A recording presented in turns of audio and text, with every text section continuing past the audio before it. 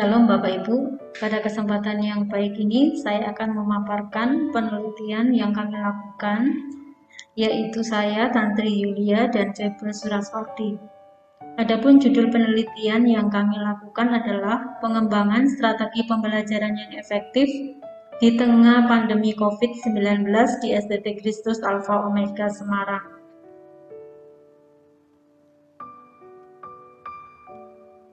Latar belakang masalah yaitu yang pertama, strategi pembelajaran yang efektif belum sepenuhnya dikuasai oleh dosen SDT Kristus Alpha Omega Semarang.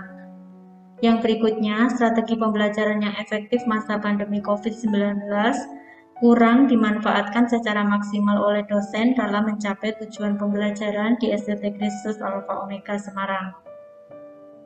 Kemudian, rumusan masalah yaitu seberapa besar pengembangan strategi pembelajaran yang efektif masa pandemi COVID-19 tahun ajaran 2019-2020 di SDT Kristus Alpha Omega Semarang. Dan tujuan penelitian yaitu untuk mengetahui pengembangan strategi pembelajaran yang efektif masa pandemi COVID-19 tahun ajaran 2019-2020 di SDT Kristus Alpha Omega Semarang. Adapun teori yang berkaitan dengan penelitian ini adalah pengembangan strategi pembelajaran yang efektif masa pandemi COVID-19. Pengertian dari strategi pembelajaran masa COVID-19 atau strategi pembelajaran online, yaitu kegiatan belajar mengajar yang tidak terikat waktu, tempat, dan ritme kehadiran dosen, dan menggunakan media elektronik dan komunikasi. Ada tiga tipe pembelajaran online, yaitu pertama, pembelajaran tidak langsung atau asinkronus. Dalam strategi pembelajaran ini, mahasiswa membaca materi atau bahan yang lengkap dan mengerjakan kuis atau tes.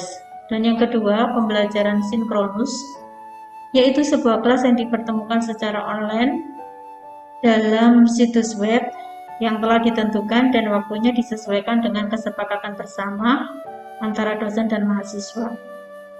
Ketiga, pembelajaran campuran atau blended learning, yaitu penggabungan antara asinkronus dan sinkronus. Kemudian, teori berikutnya yaitu komponen-komponen strategi pembelajaran masa pandemi COVID-19. Yang pertama yaitu tujuan pembelajaran atau instruction, merupakan akumulasi dari konsep mengajar atau teaching dan konsep belajar atau learning. Bahan ajar. Bahan ajar adalah naskah yang digunakan oleh dosen dalam rangka menunjang materi pokok mata perkuliahan yang diajarkan. Hal ini dapat dilihat dari cara menyusun, menggunakan, dan juga teknik penyebaran dari bahan ajar yang disusun oleh dosen. Kemudian proses pembelajaran itu tergantung dari tiga komponen, yaitu dosen, mahasiswa, dan media yang digunakan. Berikutnya adalah komponen metode pembelajaran. Metode pembelajaran yang dapat digunakan antara lain metode ceramah, metode diskusi, metode demonstrasi, metode resitasi atau pemberian tugas, metode pemecahan masalah, metode discovery, dan metode inquiry. Kemudian sumber belajar. Sumber belajar terdiri dari berbagai hal, antara lain pesan, orang, bahan, dan juga teknik. Kemudian yang berikut adalah evaluasi.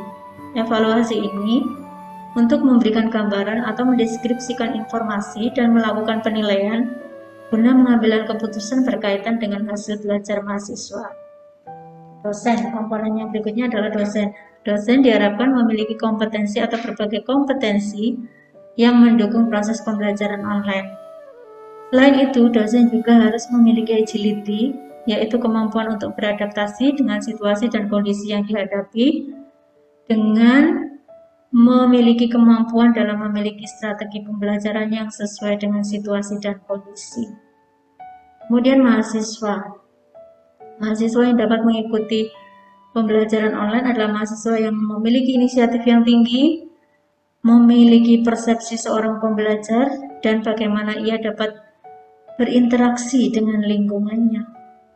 Kemudian hipotesa. Diduga pengembangan strategi pembelajaran yang efektif masa pandemi COVID-19 di SDT Kristus Alpha Omega Semarang dalam kategori sedang atau kurang dari 60% dari nilai maksimal. Sedangkan hasil penelitian menunjukkan nilai persentase pengembangan strategi pembelajaran yang efektif masa pandemi COVID-19 di SDT Kristus Alpha Omega Semarang adalah 80%. Jadi lebih tinggi dari hipotese yang kami ajukan. Kemudian kesimpulannya, perhitungan yang dilakukan pada uji hipotese diperoleh angka 80%, artinya variabel pengembangan strategi pembelajaran dalam kategori tinggi.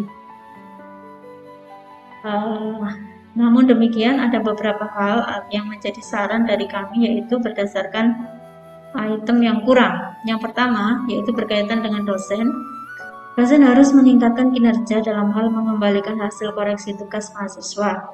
Kemudian yang kedua, dosen harus mengembangkan kompetensi dalam menggunakan metode problem solving disertai dengan penggunaan teknologi. Kemudian juga yang ketiga, dosen harus mengembangkan kompetensi dalam menggunakan metode demonstrasi disertai dengan penggunaan teknologi. Demikian hasil penelitian kami dan juga saran yang kami ajukan. Terima kasih, Tuhan Yesus memberkati.